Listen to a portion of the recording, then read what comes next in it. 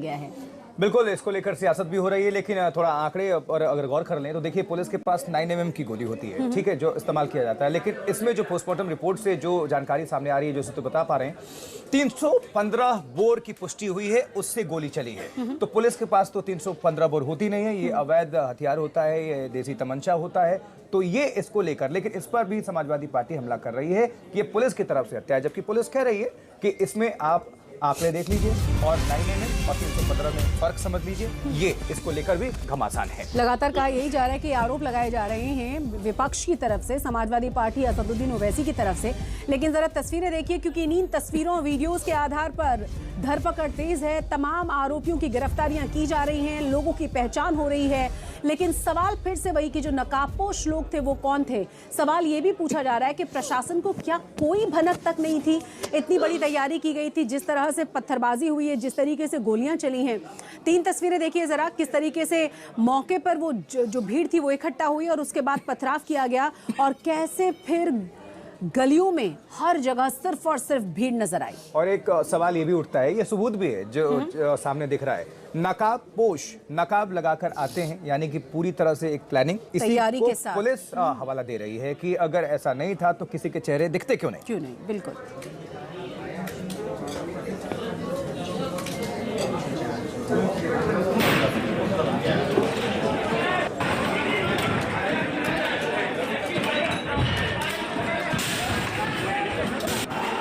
लोगों के खिलाफ मुकदमा लिखवाया है उन्हें। जियाउर रहमान बर्क और सोहेल इकबाल नामक ये 2 नामजद अभियुक्त हैं, जिनको उन्होंने अभियुक्त बनाया है। उनके द्वारा बताया गया है कि भीड़ को इन लोगों ने भड़का के बलवे का रूप दिया। यह उल्लेखनीय है कि जियाउर रहमान बर्क को 168 BNSS का नोटिस जनपद संभल की थाना कोतवाली पुलिस द्वारा भी पूर्व में दिया गया था। उनके द्वारा पूर्व में भी भड़काऊ भाषण दिए गए थे।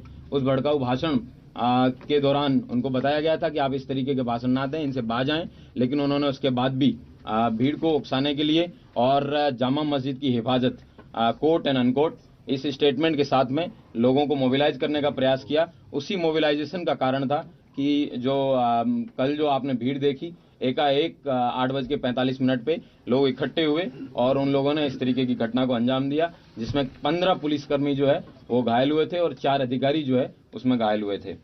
दोपहर बाद से स्थितियां पूर्ण रूप से सामान्य हैं और कोई समस्या नहीं है। रात को 2:30 बजे भी हमारे द्वारा गश्त की गई थी, पूरी टीम ऑन ग्राउंड है, तो किसी प्रकार की कोई समस्या अभी नहीं है। सर, क्या और भी अभी धरपकड़ की जा रही है, छापेमारी हो रही है? कितने लोगों को और 21 लोगों के अलावा डिटेन किया जा रहा है सर? कल हमारे यहाँ जो डीआईओ हैं उनके माध्यम से कुछ फुटेज भी जारी किए गए, जो यहाँ के जो मानिंद लोग थे उनके माध्यम से दिए गए। कुछ ड्रोन की फोटोग्राफी है और कुछ कैमरा की फोटोग्राफी जो हमारे द्वारा ली गई थी वो भी जारी किए गए थे। उसमें आप स्पष्ट देख सकते हैं कि सैकड़ों की संख्या में हैं जो बलवाई हैं, दंगाई हैं, उन सभी को आइडेंटिफाई किया जा रहा है और 100% लोगों को